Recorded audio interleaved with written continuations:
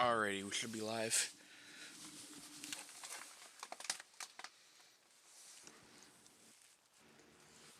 Okay. Yep, that's an ad for Samsung. Oh Just a man, brand. I'm assuming it probably And an ad for fucking Pizza Hut, I think. No, Little Caesars. pizza. Stuffed crazy bread. Okay, that shit's actually pretty good.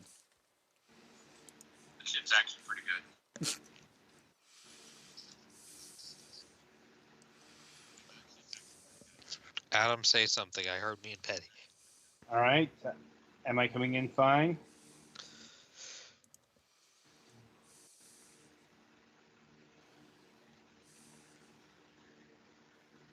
Yes, you are. Hmm. Awesome. All right. Alright, someone missed that. So you ready to begin then? Yes. Alright, we will meander down the hall in 5, 4, 3, 2, 1.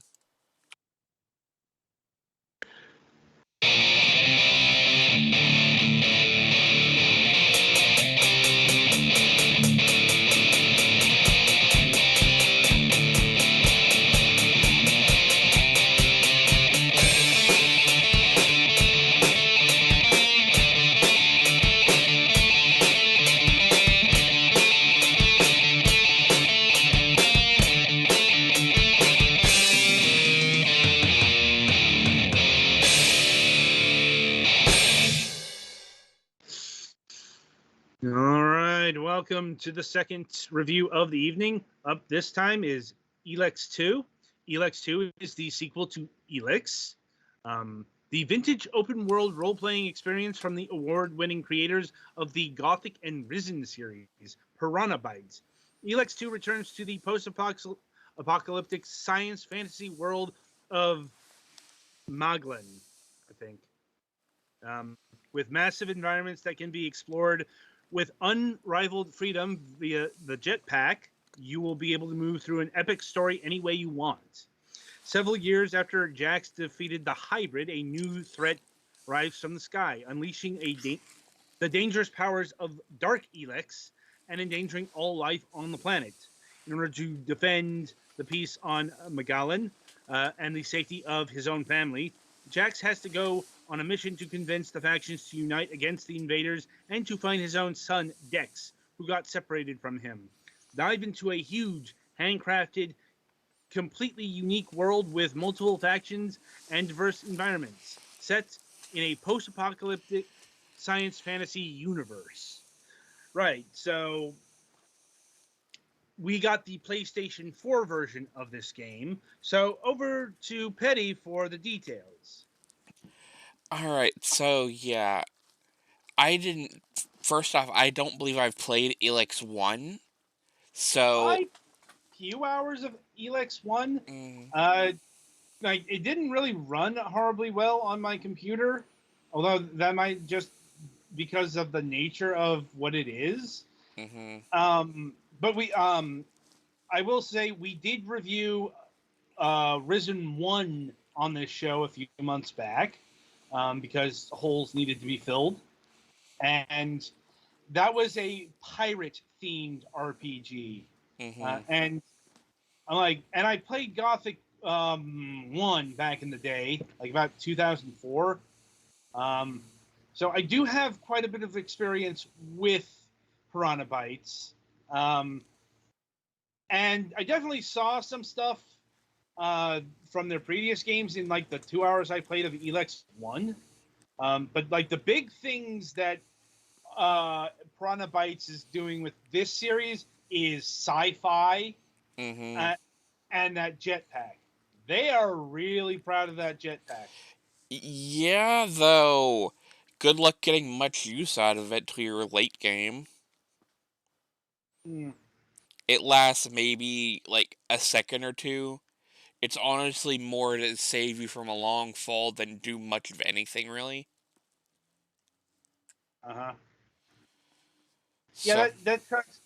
Yeah, that sounds like my experiences with the jetpack in the early game. You know, And and I imagine that's to be expected. And I'm also going to imagine that there's three factions that you can join up with.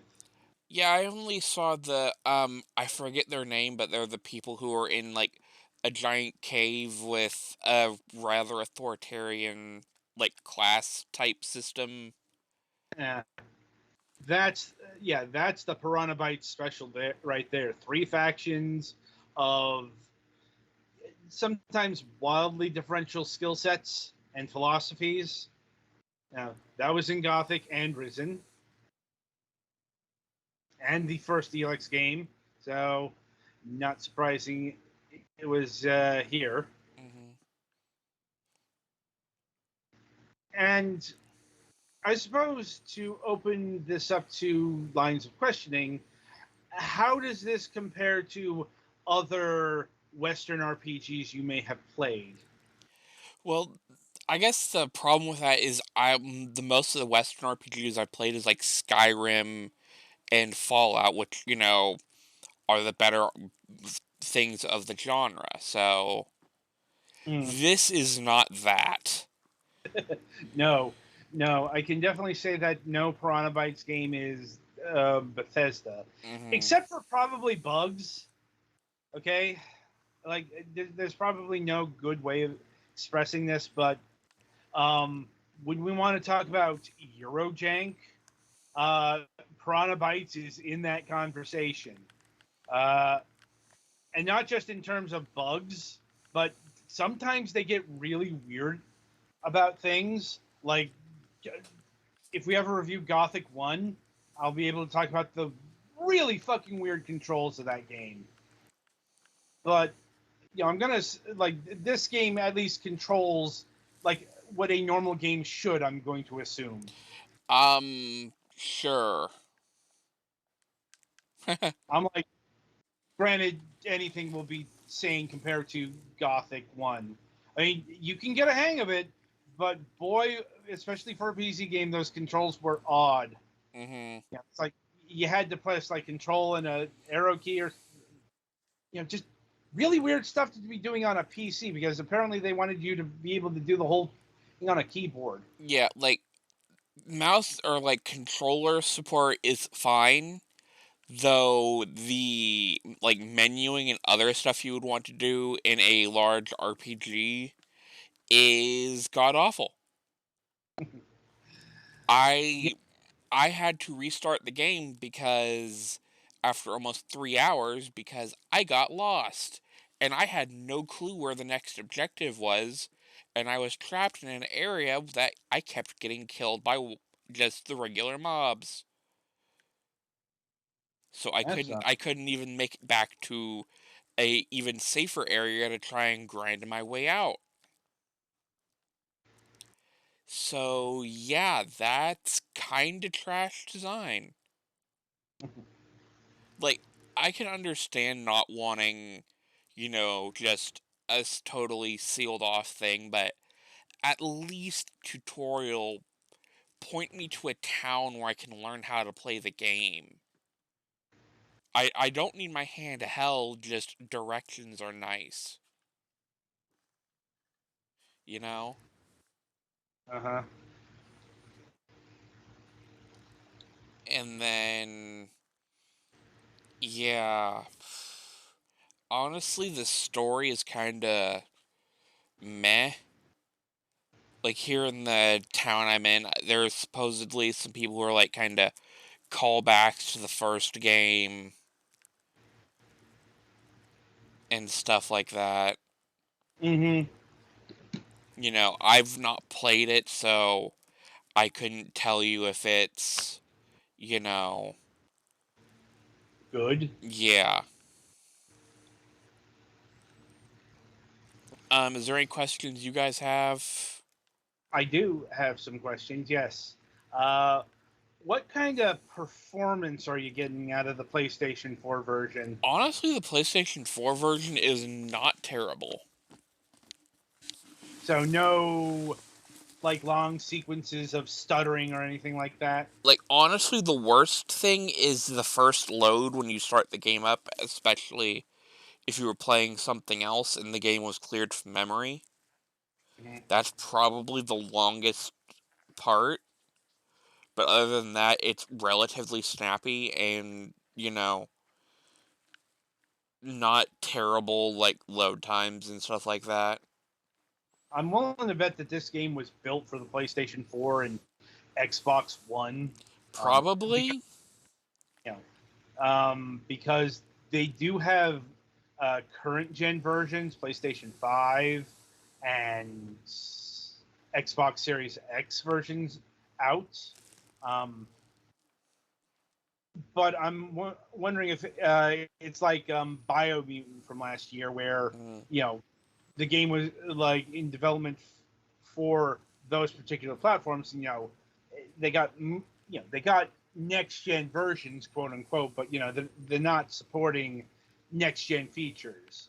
Probably not that bad, but um, like I said, I'm willing to bet that what we're seeing here is the proper game, and the next gen is just either a port or a native enhancements. mm-hmm.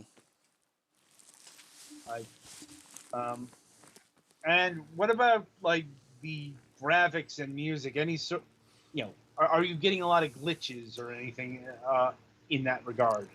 Or Honestly, it's not terrible. Like, there yeah, are some, because it's an open world game. right, You know, I'm pretty sure to act properly test all of that beforehand, this game would probably still be in development until the heat death of the universe, but right. um yeah. Uh, And any sort of like, is there a musical accompaniment here? Um Honestly, I think there was some music, but none of it really kind of stuck out to me. Uh huh. So it's kind of just take it or leave it. And like you got your And basic inventory. mhm. You've I got one-handed ranged weapons. that was going to be my next question. Like, is this thing doing anything particularly interesting in terms of RPG mechanics or the magic system or whatever? Uh, Honestly, not really.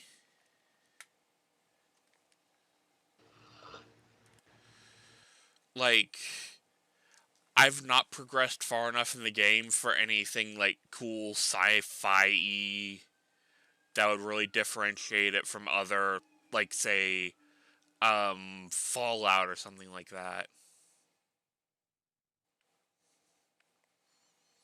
Hmm. Yeah, I mean that's been my experience with Piranha Byte games. They can be really hard to get into, but once you start moving past the beginning trough, the games really hit their stride. Yeah, maybe it's just, trying to figure out what to do in a game like this is kind of terrible. Like it It depends. like the Like, log system is not very much help at all. Like, it's honestly more like a glossary than the actual glossary. hmm, And then the map is oh, not great. okay.